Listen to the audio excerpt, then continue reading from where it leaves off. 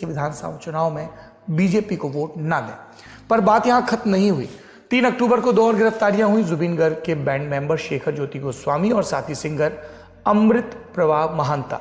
और यहां से कुछ और खुलासे हुए। न्यूज एजेंसी पीटीआई के हाथ लगा एक सेंसिटिव डॉक्यूमेंट, जुबिन के मैनेजर सिद्धार्थ का रिमांड ऑर्डर, जिसमें दर्ज था कि शेखर ज्योति का बयान, इसमें श्याम कनू और सिद्धार्थ पर गंभीर आरोप लगाए गए।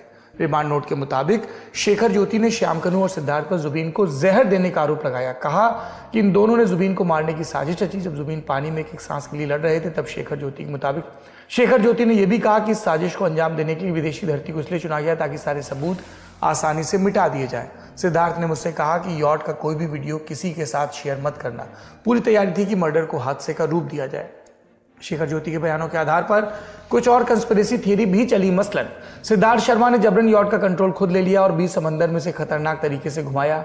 सिद्धार्थ ने कहा कि उसके अलावा कोई और ड्रिंक्स का इंतजाम नहीं करेगा। जब जुबिन गर्ग के मुंह और नाक से पानी और झाग निकल रहा था, तो सिद्धार्थ ने इसे एसिड रिफ्लेक्स बताया और चिंता न करने की बात यह कि जुबिन गर्ग की मौत का मामला इतना क्यों बढ़ा कि सीएम ने एक रिटायर्ड हाईकोर्ट जज की अध्यक्षता में जांच कमेटी बनाई। ईडी और इनकम टैक्स को जांच में शामिल रहने को कहा गया। इसे समझने के लिए जुबिन की कहानी होगी। जुबिन 1972 में मेघालय के तुरा में जन्मे, असम में पले बढ़े और फिर वहीं के हो गए। 1990 के दशक की शुरुआत में अपने पहले एल्बम अनामिका से प्रसिद्धि के शिखर पर पहुंचे। अगले 3 दशक में वो न केवल असमिया बल्कि हिंदी, बांग्ला और अन्य भारतीय भाषाओं में भी हिट गाने देकर समूचे देश की जैसे आवाज बन गए हों। उन्होंने 30,000 से ज्यादा गाने गाए, कई सारे इंस्ट्रूमेंट्स बजाने में माहिर थे, एक्टिंग भी करते थे। असम की जेंजी पीढ़ी उन्हें जुबिन दा कहती थी। जानकार बताते हैं कि जुबिन के गानों में होप थी, उम्मीद थी। 1985 में खत्म हुए असम आंदोलन के बाद असम की युवा पीढ़ी को भविष्य नजर नहीं आ रहा था। इस पीढ़ी के लोगों को जुबिन ने स्वर दिया, खुशी दी, उम्मीद दी, जज्बा दिया। उनके गानों में प्रेम, उदारता, गुस्सा और प्रतिरोध सब कुछ था। जुबिन के जाने के बाद अलग अलग अखबारों और पत्रिकाओं में उनका जीवन सार छपा।